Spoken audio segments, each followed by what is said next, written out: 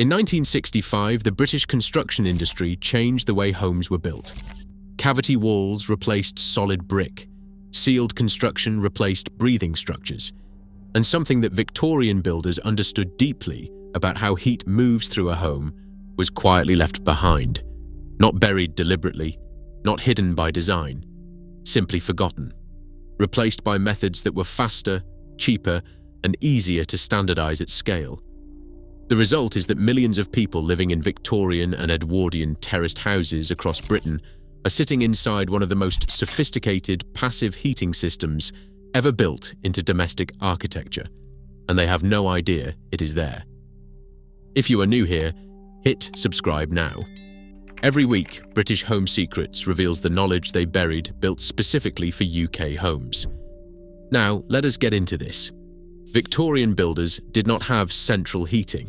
They did not have cavity wall insulation.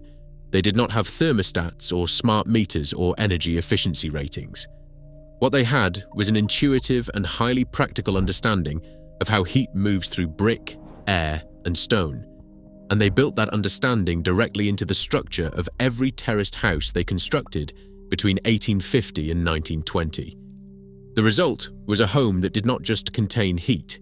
It stored it, distributed it, and circulated it using nothing but physics. No fuel, no electricity, no running costs, just the thermal properties of solid brick and the natural movement of air through a well-designed structure. The first principle is thermal mass. The solid brick walls of a Victorian terrace are typically 220 millimeters thick. That is not just structural, that is a heat battery. Brick has a specific heat capacity that allows it to absorb thermal energy during the day and release it slowly over the following 6 to 8 hours. On a typical November day in the north of England, a south-facing solid brick wall will absorb enough thermal energy during daylight hours to raise the surface temperature of the interior wall by 1 to 2 degrees above ambient air temperature through the night. 1 to 2 degrees may not sound significant, but across an entire terraced house it reduces the number of hours the boiler needs to run to maintain a comfortable temperature. Victorian households did not understand this in scientific terms. They simply knew that their houses felt warmer in the evening than in the morning, even when the fire had not been lit all day. The second principle is stack effect ventilation. Every Victorian terrace was built with a specific air circulation path.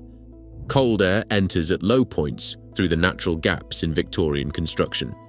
As it passes through the thermal mass of the building, it picks up warmth. Warm air rises and exits through chimneys and roof vents at high points. This is not accidental. It is a designed system. Victorian builders positioned chimney stacks deliberately to create the upward draw that pulls air through the house. The result is a continuous, gentle circulation of warmed air throughout the building. Not a dramatic heat source, but a constant background warmth that reduced fuel consumption significantly compared to a sealed building with no natural air movement. The third principle is solar orientation. Victorian terraced houses in northern England were not positioned randomly on their streets.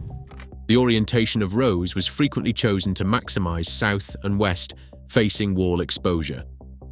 The south and west elevations received the most solar energy during the short winter days of a northern British winter. Even on an overcast December day in Lancashire, a south-facing brick wall receives measurable solar radiation that contributes to its thermal charge. Victorian builders understood this instinctively and positioned their terraces accordingly wherever the street layout allowed. Now here is the practical question. If your home was built before 1920 and has solid brick walls, how do you use this system the way it was intended? The first action is to stop blocking your thermal walls. Heavy furniture pushed against south and west facing external walls acts as an insulator between the warm brick and the room air. A sofa, a wardrobe, or a bookcase against an external wall prevents the stored heat in that brick from radiating into your living space. Move heavy furniture to internal walls. Let the external walls breathe directly into the room. This costs nothing and has an immediate, measurable effect on how the room feels in the evening. The second action is to check your chimney situation. If your chimney has been blocked with expanding foam or a permanent cap, it cannot function as the ventilation shaft it was designed to be.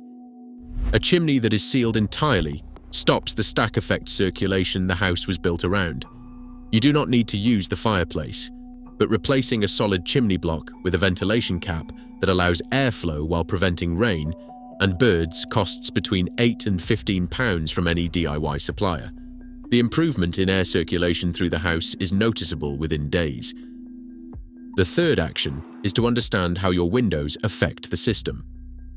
Victorian sash windows were not just for light. Their design allowed precise control of ventilation at both the top and bottom of the frame. Opening the top sash slightly allows warm air to exit at high level. Opening the bottom sash allows cool, fresh air to enter at low level. This dual opening at top and bottom mimics the stack effect and keeps the air in the house moving gently. Modern replacement windows installed in Victorian frames often eliminate this dual opening capability entirely. If your Victorian terrace still has functioning sash windows that open at both top and bottom, use them. They are part of the original thermal system. The fourth action applies specifically to Victorian terraces with original solid plaster on external walls. Modern practice often recommends covering internal solid walls with insulated plasterboard.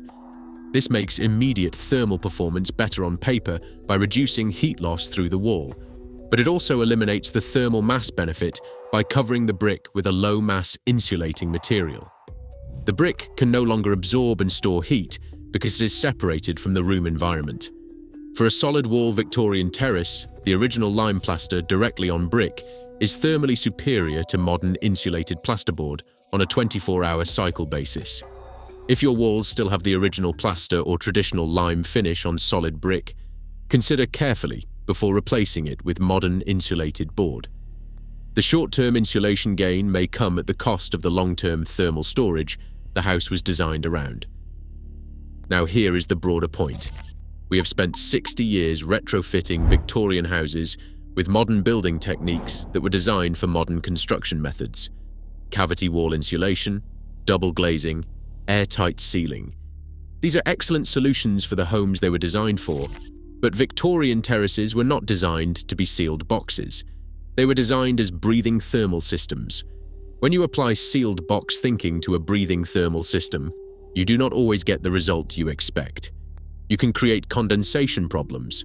You can interrupt the air circulation the structure depends on, and you can inadvertently reduce the thermal mass performance that made these houses surprisingly comfortable for 150 years before central heating existed. This does not mean Victorian houses should not be upgraded. It means the upgrades should work with the original thermal logic of the building rather than against it.